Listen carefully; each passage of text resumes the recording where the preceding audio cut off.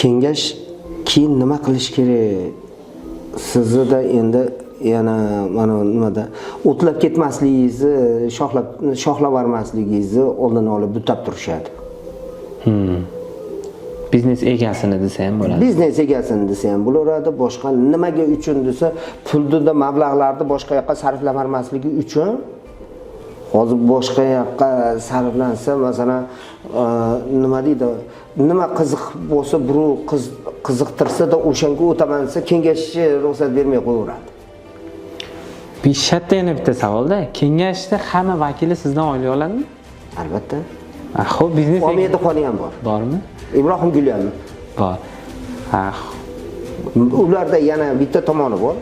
Mendan oylik oladi deyish noto'g'ri bo'lsa kerak. Kompaniyalar boshqa. Boshqada o'zlari ishlab topadi.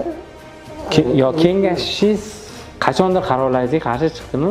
Biznes egasi sifatida siz qaror tashladingiz. Mana bu ish qilib ko'rsa chiqishdimi? Ha, uyga uy qurishga necha marta qarshimi? Hali qiziqtirishadi-da, shunga o'tish to'g'risida necha marta aytilgan bo'lsa, kengash qarshi chiqdi.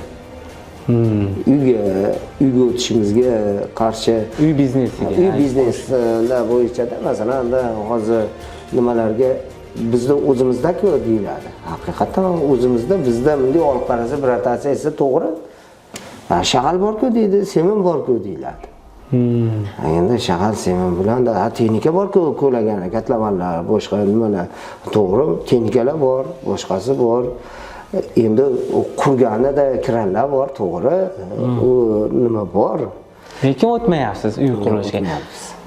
Qachondir afsuslanishingiz ham mumkin, mana shu kengash gapiga kiribdi.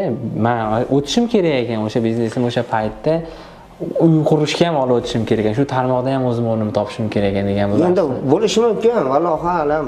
Lekin bitta tomoni bor-ku, 30-yilgacha iloji ham bo'lmaydigan nimalar turibdi-da oldimizda.